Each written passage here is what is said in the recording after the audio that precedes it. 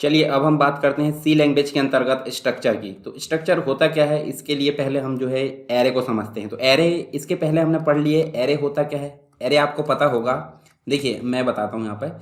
जैसे मान लीजिए आपको एक वेरिएबल लेना है, तो एक वेरिएबल के लिए आप क्या करते हो, मतलब एक वैल्यू लेना है, एक वैल्यू के लिए आप एक वेरिएबल लेते हैं। इस प्रकार से ये ट्रांसफर हो जाती है, यानी कि हम जो है एक वेरिएबल में एक वैल्यू को स्टोर कर पाते हैं। ऐसे ही अगर अगर 10 वैल्यू लेना पड़े तो 10 वैल्यू लेना पड़े तो उसके लिए 10 वेरिएबल लेते हैं। तो कै इस समस्या के लिए हम क्या करते थे, मतलब अगर हमको 10 वेरिएबल लेना पड़ेगा तो क्या होगा, बहुत सारा प्रोग्राम जो है बड़ा हो जाएगा। यदि 100 वैल्यू लेना है, 100 वेरिएबल होगा तो बहुत बड़ा प्रोग्राम हो जाएगा। इसी समस्या के सॉल्यूशन के लिए हमने एरे लिए थे। तो एरे क्या है, एरे जो था सेम टाइप के जो डेटा है उसका कलेक्शन था। यानी कि अगर हम बात करें इंटीजर की, तो इंटीजर टाइप के जो डेटा है उसका कलेक्शन क्या कहलाता था, एरे। परंतु इससे क्या होता था, जैसे मान लीजिए हम इंटीजर टाइप का बनाया है, तो सिर्फ जैसे इंटीजर हमने 10 वैल्यू ले लिए, यानी कि 10 एलिमेंट ले लिए, तो हम 10 एलिमेंट सिर्फ इंटीजर टाइप के ऐड कर पाएंगे, किसमें, एरे में। परंतु यदि हमको उसी 10 में मल्टीपल टाइप के जो डेटा टाइप है उनका डेटा स्टोर करना है, तो उस समस्या के लिए, उस समस्या के सॉल्यूशन के लिए हम यहाँ पे स्ट्रक्चर का उपयोग करते हैं। यानी कि स्ट्रक्चर क्या करेगा, स्ट्रक्चर ये है कि हम इसके अंदर जितने भी एलिमेंट लेंगे, जितने भी मेंबर रहेंगे, वो अलग अलग टाइप के हो सकते हैं। तो हम क्या बोल सकते हैं, यहाँ पे सेम टाइप के जो डेटा है उसका कलेक्शन एरे, और डिफरेंट टाइप के डेटा का कलेक्शन स्ट्रक्चर। तो दोनों में अंतर समझ गए आप। चलिए अब विस्तार से जानते हैं स्ट्रक्चर के बारे में। ठीक है, तो स्ट्रक्चर क्या है, स्ट्रक्चर सी लैंग्वेज में एक डिफरेंट टाइप के डेटा टाइप जो है उसके वेरिएबल का ग्रुप बनाना होता है, तो हम स्ट्रक्चर का यूज़ करते हैं। और ये जो होते हैं यूज़र डिफाइन होते हैं, ये आपको पता है, स्ट्रक्चर और यूनियन यूज़र डिफाइन होते हैं। ठीक है, इसके अलावा नए डेटा टाइप का निर्माण इसमें होता है स्ट्रक्चर में, और कीवर्ड का उपयोग होता है यहाँ पे, जिसको हम बोलते हैं स्ट्रक्ट कीवर्ड। स्ट्रक्ट कीवर्ड की सहायता से हम जो है एक नया डेटा टाइप बनाते हैं। ठीक है, और उसके अंदर जो भी हम एलिमेंट लेते हैं उन्हें हम क्या बोलते हैं, मेंबर बोलते हैं। आगे हम सारी चीज़ें देखेंगे विस्तार से। स्ट्रक्चर एरे की तरह ही होता है, परंतु एरे में आपको पता है, एरे में सेम टाइप के डेटा उसका कलेक्शन होता है, जबकि स्ट्रक्चर में आपको अलग अलग टाइप के, डिफरेंट टाइप के डेटा उसका कलेक्शन देखने को मिलता है। अब अलग अलग टाइप का मतलब बहुत सारे हो सकते हैं। इंटीजर हो सकता है, यानी कि इंट हो सकता है, केयर हो सकता है, फ्लोट हो सकता है, डबल हो सकता है। इन अलग अलग टाइप के जो मेंबर है उनका कलेक्शन यहाँ पर स्ट्रक्चर के रूप में देखने को मिलता है। अब बात होती है कैसे क्रिएट करें स्ट्रक्चर को। तो स्ट्रक्चर को क्रिएट करने के लिए हम जो है यहाँ पे इस कीवर्ड का उपयोग करते हैं, जिसे बोलते हैं स्ट्रक्ट कीवर्ड। तो कैसे करेंगे, सिंटैक्स हम देख लेते हैं। सिंटैक्स में देखिए स्ट्रक्ट कीवर्ड हमने लगाया। स्ट्रक्चर का नाम, स्ट्रक्चर का नाम जो होता है एक प्रकार का, हम इसको डेटा टाइप मानते हैं। जैसे मान लीजिए इसके अंतर्गत हम जो है स्टूडेंट दे सकते हैं, ठीक है, या फिर कॉलेज दे सकते हैं, क्लास दे सकते हैं। उसके बाद करली ब्रैकेट स्टार्ट होता है, यानी कि स्ट्रक्चर की बॉडी लिखना होता है तो करली ब्रैकेट के अंदर लिखते हैं। ठीक है, ये डेटा टाइप होता है। डेटा टाइप कुछ भी हो सकता है, इंट हो सकता है, यहाँ पे फ्लोट हो सकता है, यहाँ पे केयर हो सकता है। उसके बाद मेंबर वेरिएबल का नाम जो होता है वो कुछ भी हो सकता है, जैसे इंट हमने दे दिए, इंट दे दिए, एज दे दिए, ठीक है, ये रोल नंबर दे दिए। फ्लोट में हमने जो है परसेंट दे दिए, और केयर में हमने नेम दे दिए। इस प्रकार से हम जो अलग अलग टाइप के ले सकते हैं, और बहुत सारे लिख सकते हैं। पर जब आप स्ट्रक्चर बंद करोगे तो करली ब्रैकेट से करोगे, और लास्ट में आपको सेमीकोलन लगाना कंपलसरी होता है। ठीक है, इसके अलावा देखिए स्ट्रक्ट कीवर्ड, तो हम देखें यहाँ पे स्ट्रक्ट कीवर्ड की सहायता से हम बनाते हैं, और नया डेटा टाइप यहाँ पे लिखना होता है स्ट्रक्ट नेम में। ठीक है, जैसे स्टूडेंट हो सकता है, कॉलेज हो सकता है, क्लास हो सकता है।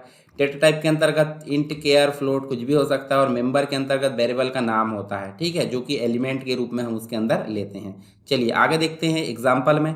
तो स्ट्रक्ट तो कीवर्ड हो गया, स्टूडेंट उसका डाटा टाइप हो गया, करली ब्रैकेट स्टार्ट करें हमने, इंट करके रोल नंबर ले लिए, सेमीकोलन से टर्मिनेट कर दिए, केयर करके नेम ले लिए, जिसके अंदर 20 कैरेक्टर यहाँ पे लिए जाएंगे, यानी कि ये एक प्रकार की हो गई स्ट्रिंग। इसके अलावा फ्लोट हमने लिए, फ्लोट में हमने जो है परसेंट ले लिए। तो यहाँ हमने देखिए इंट भी लिए, केयर भी लिए, फ्लोट भी, यानी कि डिफरेंट टाइप के डेटा टाइप का कलेक्शन स्ट्रक्चर कहलाता है। और स्ट्रक्चर का नाम क्या है यहाँ पे, स्टूडेंट है, एक प्रकार का डेटा टाइप हो गया। अब डेटा टाइप का भी एक ऑब्जेक्ट बनाएंगे हम, जो आगे देखने वाले हैं। टर्मिनेट करने के लिए मैंने बताया सेमीकोलन से टर्मिनेट होता है स्ट्रक्चर, जो करली ब्रैकेट है उसको लगाने के बाद सेमीकोलन, यानी कि स्ट्रक्ट कीवर्ड और स्टूडेंट एक नया यूजर डिफाइंड डेटा टाइप है। ठीक है, और इंट, केयर, फ्लोट, ये जो है इसकी हेल्प से हमने अलग अलग मेंबर को यहाँ पे लिए, यानी कि 3 एलिमेंट हमने लिए, और तीनों एलिमेंट में हमने जो है वैल्यू स्टोर करना भी देखेंगे, और उनको प्रिंट कराना भी देखेंगे। चलिए आगे देखते हैं how to declare structure variable. Structure के जो वेरिएबल है उसको कैसे डिक्लेयर करते हैं। ठीक है, तो देखिए इसके पहले हमने देखे स्ट्रक्ट स्ट्रक्ट देखे हैं कीवर्ड, और एम्प्लॉय हमने एम्प्लॉय की जगह स्टूडेंट लिए थे, यानी कुछ भी ले सकते हैं जो डेटा टाइप है स्ट्रक्चर का। फिर कर्ली ब्रैकेट हमने स्टार्ट करे और एंड करे, ठीक है, और ये सेमीकोलन लगा के इसको बंद कर दी। इंट करके आईडी ले लिए, केयर करके नेम स्ट्रिंग ले लिए, और फ्लोट सैलरी ले ली। तो ये तो हमने देख ली इसके पहले, ठीक है, इस प्रकार से हम ले सकते हैं। पर यहाँ पे हम देखें तो देखिए यहाँ पर जो है स्ट्रक्ट कीवर्ड और एम्प्लॉय एक नए यूजर डिफाइंड डेटा टाइप है। इंट केयर फ्लोट के द्वारा हमने जो उसके अंदर मेंबर को डिफाइन किया है, जिसमें कि हम वैल्यू स्टोर करेंगे। अब बात होती है कि सी लैंग्वेज में हम स्ट्रक्चर वेरिएबल को दो तरह से डिक्लेयर कर सकते हैं। कौन कौन से तरीके से? एक तो मेन फंक्शन के अंदर भी डिक्लेयर कर सकते हैं स्ट्रक्ट कीवर्ड के द्वारा, और दूसरा स्ट्रक्चर डिफाइन करते समय ही स्ट्रक्चर के एंड में भी हम इसको जो है डिक्लेयर कर सकते हैं। चलिए दोनों को देख लेते हैं। सबसे पहले बात करते हैं मेन फंक्शन के द्वारा। तो देखिए मेन फंक्शन में इसको किस प्रकार जो है डिफाइन कर सकते हैं। पहले तो हमने देखिए एक क्या लिए हैं, एक हेडर फाइल ली है include stdio.h, ठीक है। फिर स्ट्रक्ट करके हमने एक एम्प्लॉय नाम का डेटा टाइप बनाया स्ट्रक्चर के अंतर्गत, और यहाँ इंट आईडी ले लिए, केयर नेम ले लिए, और फ्लोट सैलरी ले लिए। अब ये टर्मिनेट कर दी हमने स्ट्रक्चर को। अब मेन फंक्शन देखिए, मेन फंक्शन लिए। अब मेन फंक्शन के अंदर हम कैसे लेंगे, स्ट्रक्ट जो एम्प्लॉय था एम्प्लॉय को सेम टू सेम ले लिए। अब उसके अंतर्गत दो ऑब्जेक्ट हमने बनाए हैं, देखिए यूज़ करने की बात हो रही है, तो देखिए E1 नाम से बना दी और E2 नाम से। तो जब भी हम यहाँ यूज़ करेंगे तो नेक्स्ट में हम जब यूज़ करेंगे तो E1.id हम लेंगे, E1.name हम लेंगे, इस प्रकार से हम लेते हैं, और फ्लोट डॉट सैलरी लेंगे। तो इनको यूज़ भी करना हम देखेंगे, यानी कि स्ट्रक्चर मेंबर को एक्सेस करने के लिए स्ट्रक्चर वेरिएबल डिक्लेयर करना पड़ता है, जैसे यहाँ हम देख सकते हैं। और यहाँ इस एग्जांपल में हमने स्ट्रक्चर के अंदर के जो मेंबर को एक्सेस करने के लिए मेन फंक्शन के अंदर क्या लिए हैं, स्ट्रक्ट एम्प्लॉय के बाद में E1 E2, ये जो है दो नाम स्ट्रक्चर वेरिएबल डिक्लेयर किया गया है, जिसकी सहायता से हम क्या कर सकते हैं, स्ट्रक्चर मेंबर को एक्सेस कर सकते हैं। चलिए आगे देखते हैं। अब देखिए यहाँ तो हमने जो है वॉइड मेन मतलब मेन फंक्शन के अंदर यहाँ पे E1 और E2 वेरिएबल को डिक्लेयर किया था, परंतु अब जो है स्ट्रक्चर के एंड में देखिए, जब हम स्ट्रक्चर बनाते हैं, स्ट्रक्ट कीवर्ड एम्प्लॉय बनाया हमने, int ID care name float हमने लिए, यहाँ सेमीकोलन से हम टर्मिनेट कर देते थे, परंतु यहाँ यहीं हमने क्या लिखे हैं, E1 और E2, मतलब दो वेरिएबल हमने बनाए और अब सेमीकोलन से टर्मिनेट किए, यानी कि हम स्ट्रक्चर जो डेफिनेशन है उसी के एंड में हम जो है वेरिएबल को डिक्लेयर कर सकते हैं। एक तो हमने मेन फंक्शन में डिक्लेयर करना देखे, और एक हमने उसी के एंड में डिक्लेयर करना देखे, ठीक है। तो यहाँ देखिए इनिशियलाइज कैसे करते हैं स्ट्रक्चर के मेंबर को। तो देखिए इनिशियलाइज कैसे करना है, ये सिंटैक्स हम देख सकते हैं। देखिए स्ट्रक्चर मेंबर को हम डिक्लेरेशन के साथ इनिशियलाइज नहीं कर सकते, जब हम डिक्लेयर करते हैं तब इनिशियलाइज नहीं करते, और यदि हम ऐसा करने की कोशिश करते हैं तो एरर आ जाती है, प्रोग्राम रन भी नहीं होगा। तो स्ट्रक्ट एमपी करके बनाए, ईएमपी करके बनाए, करली ब्रैकेट स्टार्ट एंड करे, सेमीकोलन से टर्मिनेट कर दी, इंट ए करके हमने 0 लिए, ठीक है, और इंट बी करके 0 लिए। तो यहाँ देखिए क्या आने वाला है, कंपाइलेशन एरर आएगी और ये इनिशियलाइज नहीं होगा। एरर आने के कारण यहाँ पे जो वेरिएबल यहाँ पे नहीं, मतलब हमको वेरिएबल अलग से बनाना पड़ेगा। तो यहाँ देखिए हमने क्या किया है, हेडर फाइल लिए, यहाँ स्ट्रक्चर हमने डिफाइन की student, care name, int roll number लिए और इंट एज लिए। उसके बाद हमने मेन फंक्शन लिए, मेन फंक्शन के अंतर्गत स्ट्रक्ट स्टूडेंट S1 नाम से एक वेरिएबल बनाया, और S1 में हमने जो है देखिए इक्वल करके करली ब्रैकेट के अंतर्गत क्या लिए हैं, देखिए दीपक भी ले लिए, 73 भी ले लिए, और 21 भी ले लिए। अब ये तीन जो वैल्यू लिए हैं, देखिए पहला हमने क्या लिए थे, केयर में 50 आइटम लेना है, तो वो क्या था, स्ट्रिंग थी, ठीक है, स्ट्रिंग थी, तो स्ट्रिंग को डबल कोट में लेते हैं, ये ले लिए। रोल नंबर हमने ले लिए 72, एज हमने ले लिए 21। अब इनको कॉल कैसे करेंगे, तो ये तो हो गया इनिशियलाइजेशन, मतलब वैल्यू प्रोवाइड कर दी गई। अब जब मतलब इसको आउटपुट या फिर इसको रन कराने की बात होती है, तो S1 डॉट हम लेंगे क्या, नेम, S1 डॉट नेम हम प्रिंट करेंगे, तो क्या आउटपुट आएगा, ये आउटपुट आने वाला है दीपक। यदि हम S1 डॉट रोल नंबर लेते हैं तो क्या आउटपुट आने वाला है 73, और S1 डॉट एज लेंगे तो आउटपुट आने वाला है 21, ठीक है। चलिए आगे देखेंगे। इसके अलावा डॉट ऑपरेटर से हम यूज़ कर सकते हैं। तो देखिए हमने ये हेडर फाइल ले लिए, स्ट्रक्चर हमने डिफाइन करना देख ली, ये इस प्रकार। अब मेन फंक्शन के अंदर हमने देखिए स्ट्रक्ट स्टूडेंट और S1 हमने वेरिएबल ले लिए, ठीक है। अब देखिए सेपरेट कैसे करते हैं, तो सेपरेट हम कैसे लेंगे, देखिए पहले तो हमने जो है वहाँ पे स्ट्रिंग दीपक को कैसे स्टोर कराया था डायरेक्टली, परंतु अब जो है str कॉपी, ये देखिए स्ट्रिंग का एक फंक्शन है str कॉपी जिसके द्वारा जो है स्ट्रिंग को कॉपी किया जाता है। और s1 डॉट नेम से हमने इसको जो है बुला लिए किसको, s1 तो ये हो गया और नेम इसके अंदर का मेंबर हो गया, तो इसको बुलाया हमने और कॉमा लगा के जो दीपक है वो इसके अंदर चला गया। ठीक है, जब हम प्रिंट करेंगे तो ये कैसे आएगा, s1 डॉट नेम से दीपक आ जाएगा और s1 डॉट रोल नंबर में हमने 73 दे दिए और s1 डॉट एज में हमने 21 दे दिए। तो यहाँ पे देखिए हमने नॉर्मली क्या दिए थे, इकट्ठा यहाँ पे प्रोवाइड कर दिए थे, परंतु यहाँ पे हमने जो है देखिए डॉट ऑपरेटर की सहायता से सबको वैल्यू प्रोवाइड की है। ठीक है, डॉट ऑपरेटर कहाँ लगा, s1 dot name, s1 dot roll number, s1 dot as.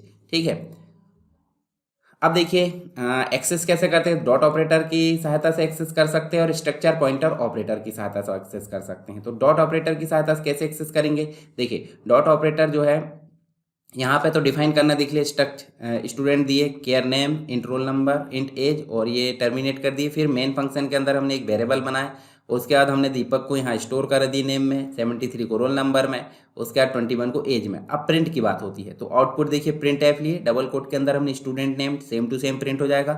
Module S किसके लिए है, नेम यानी कि स्ट्रिंग के लिए लिए हैं, जो पहली बार प्रिंट हो रहा है देखिए s1 डॉट नेम। उसके बाद कॉमा लगा रोल नंबर लिए हैं और मॉड्यूल डी के लिए हैं क्योंकि ये इंटीजर टाइप का है रोल नंबर। उसके बाद हमने फिर एज ली है, एज में मॉड्यूल डी लिए हैं तो एज भी क्या है, इंटीजर।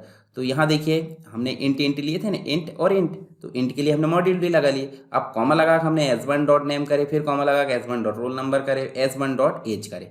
तो जब आउटपुट आएगा तो क्या आएगा, आउटपुट आएगा दीपक। अब दीपक कैसे आएगा, दीपक आएगा स्टूडेंट नेम दीपक, उसके बाद रोल नंबर 73 और एज आएगी क्या, 21। इस प्रकार से यहाँ आंसर आने वाला है। तो चलिए इसको जो है हम यहाँ पे हल करके देखते हैं, मतलब रन करा के देखते हैं इस प्रोग्राम को।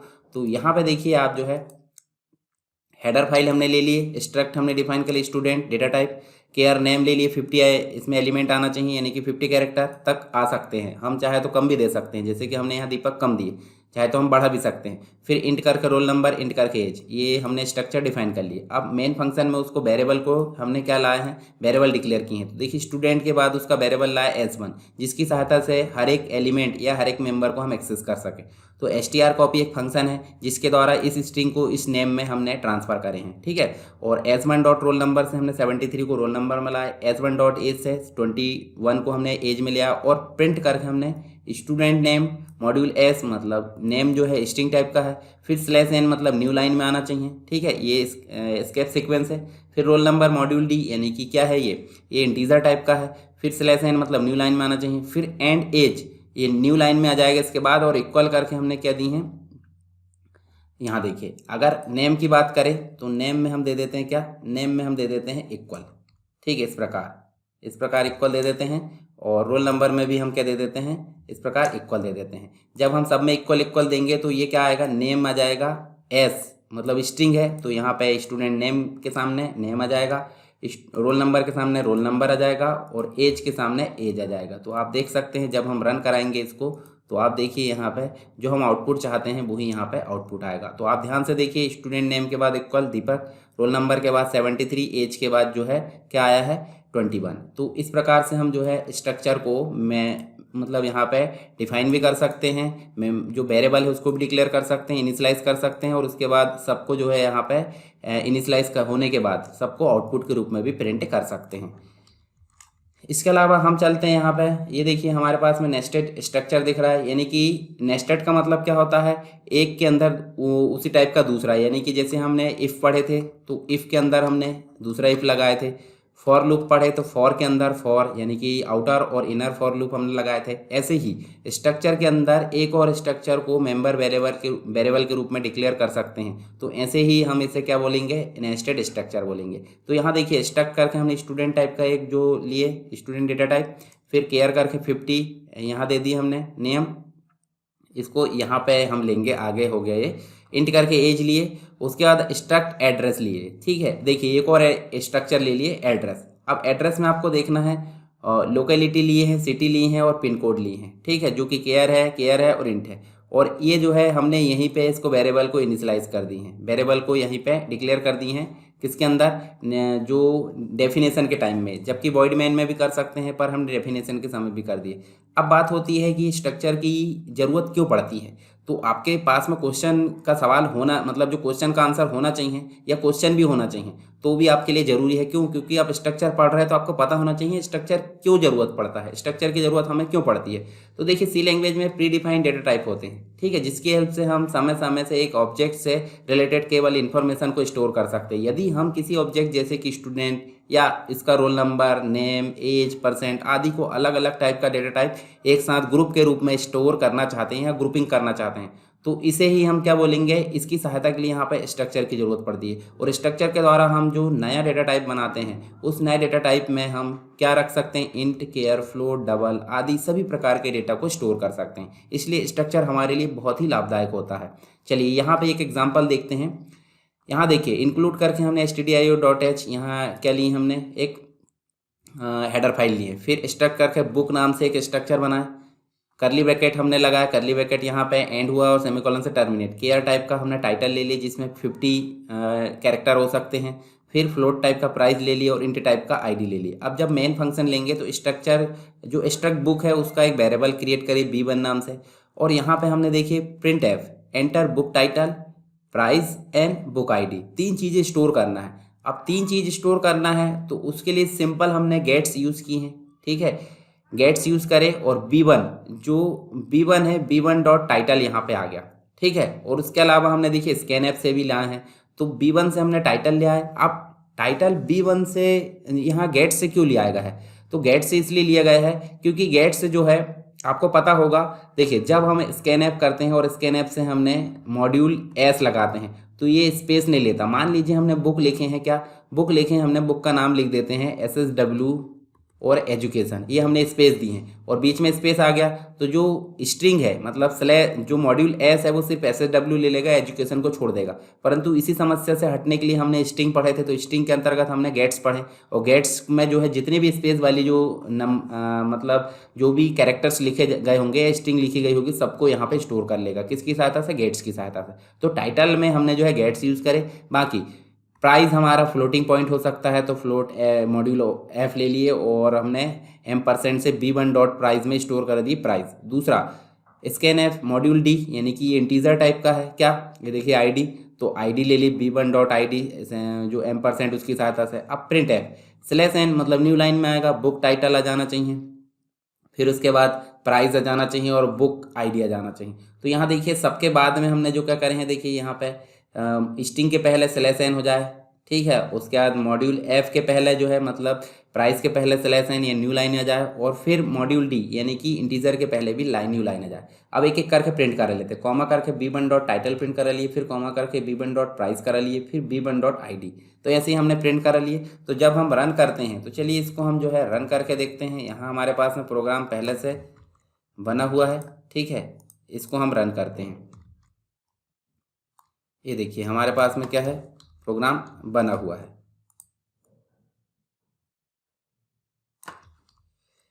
अब यहाँ देखिए हमारे पास में स्ट्रक्चर इंक्लूड करके stdio.h हेडर फाइल लिए, फिर स्ट्रक्ट करके बुक हमने बनाए, सारी चीज़ मैं बता चुका हूँ। अब हम जब इसको रन कराते हैं तो रन कराने के बाद देखिए आपके सामने enter book title, price and book ID. जैसे मैं मान लो बुक टाइटल यहाँ पे लिख देता हूँ सी लैंग्वेज, सी प्रोग्रामिंग लैंग्वेज, ऐसे मैं अलग अलग लिख देता हूँ, ठीक, सी प्रोग्रामिंग लैंग्वेज। बुक का नाम क्या है, सी प्रोग्रामिंग लैंग्वेज। अब बोल रहा है प्राइस एंटर करने को, प्राइस एंटर कर देते हैं 250, ठीक है, और उसके बाद आप जो है बुक की आईडी दे देते 101, ठीक है।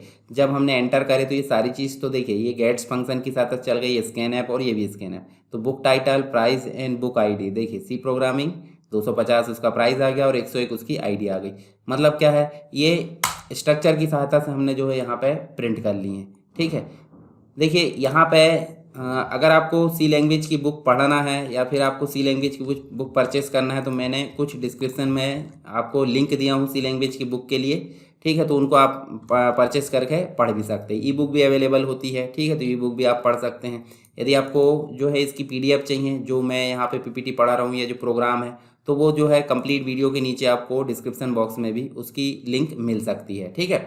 और उसके लिए कुछ आपको नॉमिनल चार्जेस पे करना होगा, जैसे नॉर्मल सा, मतलब वो चार्जेस नहीं है। देखिए मैं उस चार्ज को क्यों लेता हूँ, क्योंकि जब आप फ्री में उसको लोगे तो आप उसका यूज़ नहीं कर पाओगे, तो इसलिए नॉमिनल चार्ज लेना मेरे लिए बहुत ज़रूरी है। ये वीडियो तो आपके लिए फ्री है, परंतु जो पीडीएफ है, पीडीएफ का कुछ आपको नॉमिनल चार्ज देना होता है, ठीक है। तो डिस्क्रिप्शन बॉक्स में सारी चीज़ों की लिंक आपको मिल जाएगी, और नहीं मिलेगी तो आप टेलीग्राम में मुझे मैसेज कर सकते हैं, ठीक है। तो ये तो हो गया स्ट्रक्चर। अब आगे देखते हैं हम यहाँ पे जो स्ट्रक्चर है, स्ट्रक्चर तो हमने देख लिए। आगे हम यूनियन के बारे में यहाँ पे पढ़ने वाले हैं। चलिए मुझे बताइए, स्ट्रक्चर आपको पसंद आ गया है क्या, मतलब समझ में आ गया? अगर स्ट्रक्चर वाला वीडियो आपको समझ में आया है तो आप जो है वीडियो को ज़्यादा से ज़्यादा लाइक करें और शेयर भी ज़रूर करें। इससे क्या होगा, मुझे मोटिवेशन मिलेगा, ज़्यादा से ज़्यादा लोगों तक पहुँचेगा तो, और मैं आगे जो भी आपके लैंग्वेज के ट्यूटोरियल है उनको बनाने के लिए मुझे मोटिवेशन मिलेगा, ठीक है। तो आपका दायित्व है कि आप जो है ज़्यादा से ज़्यादा लाइक करें और ज़्यादा से ज़्यादा शेयर करें वीडियो को।